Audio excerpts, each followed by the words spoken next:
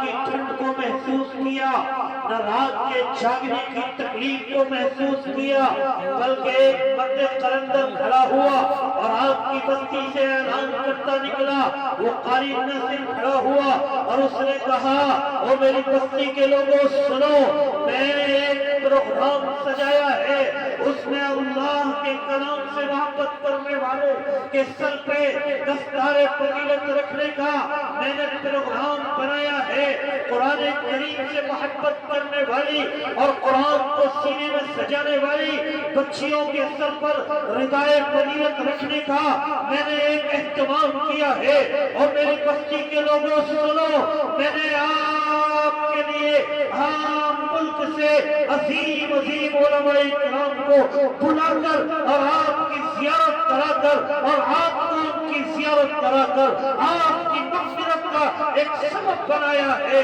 آپ نے اس کی بات پر لبیک کہا اور کہا آپ کے اس پروگرام کی زینت کرنے کے لیے ہم تیار ہیں، اس حافظ قرآن کی عظمت کو دیکھنے کے لیے ہم قربان ہیں۔ اور آپ نے اپنی اس تمام خواہشات کو، شیطان تو ادھر کہتا تھا رات سرد ہے، ٹھنڈ کا دور ہے، ارے آرام کر لو، مائک لگے ہوئے ہیں، اپنے گھر پر سماعت کر لیں گے، سننے والوں کو یوٹیوب سے دیکھ لیں گے اور سننے والوں کو کسی اور پلیٹفارم سے دیکھ لیں گے، کبھی اور دیکھ لیں گے۔ آپ نے اس کی ایک بات پر کان نہ دھرا اور آپ نے اپنے قدموں کو چپش دی اور آپ نے اپنے قدموں کو اٹھایا۔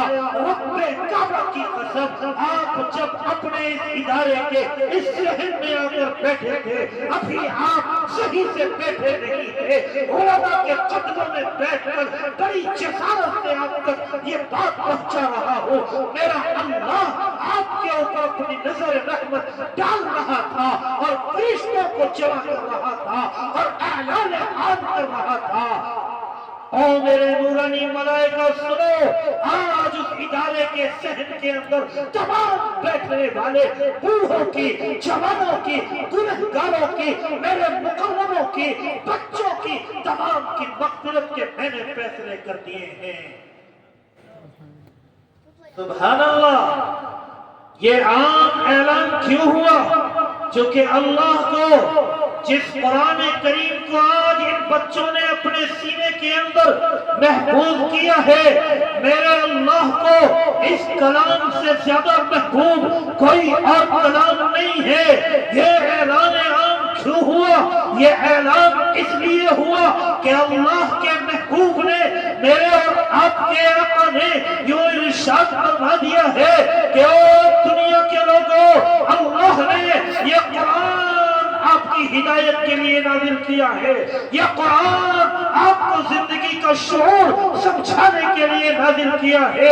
اگر آپ اس قرآن کے عاشق بنیں گے، اگر آپ قرآن کو جاننے والے بنیں گے، اگر آپ قرآن کو سمجھنے والے بنیں گے، تو پھر آپ دنیا کے عظیم انسان ہو جائیں گے۔ ہاں، آپ کو ایک مثال سے سمجھاتا ہوں۔ ابھی ایک کاغذ ہے، اس کاغذ کو صرف تیار کیا گیا ہے، وہ کاغذ کے اوپر ہندی کی کوئی جملے لکھے جا سکتے تھے، انگلش کا کوئی ورڈ لکھا جا سکتا تھا، اب دنیا کی کسی کتاب کا اردو میں یا عربی زبان کے اندر اس کے اوپر کوئی جملہ لکھا جا سکتا تھا۔ ہاں، ہمیں اور آپ اس کے ادب کے لیے مزین نہیں کیے گئے تھے، مجھے اور آپ کو اس کے ادب کے لیے مکلف نہیں کیا گیا تھا، لیکن جو ہی اسی کاغذ کے ٹکڑے کے اوپر قرآن کریم کے ایک آیت لکھ دی گئی، بسم اللہ الرحمن الرحیم کو لکھ دیا گیا۔ ہاں، اب یہ علماء ہمارے کہتے ہیں، یہ اکابرین نے ہم کو بتلایا ہے، ارے قرآن میں اللہ نے قرآن کی زبانی کہا ہے، لا یمسہ الا المطہرون۔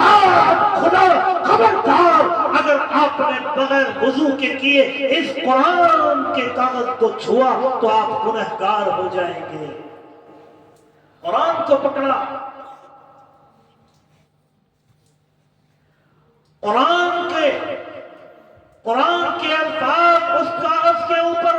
لکھے گئے تھے اس کاغذ کا مقدر بدل گیا.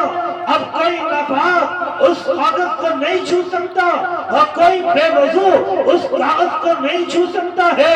اب یہ قرآن بن کر تیار ہوا اور اس قرآن کو ایک کپڑے میں لپیٹا جا رہا ہے. اس کپڑے کو جزدان کہا جا رہا ہے. ہاں آج کا نوجوان جب گھر سے باہر نکلتا ہے تو معلوم کرتا ہے مجھے جوتا صاف کرنا ہے, کوئی کپڑا گندا دے دیجئے, مجھے گاڑی صاف کرنی ہے, کوئی کپڑا گندا دے دیجئے. وہ کپڑا ہے. وہ نوجوان اپنا جوتا صاف کرنے کے لیے کسی کپڑے کا انتخاب کرتا ہے, گاڑی صاف کرنے کے لیے کسی کپڑے کا انتخاب کرتا ہے. لیکن ایک کپڑا وہ ہے جو آپ کے قرآن کو لپٹ گیا تھا.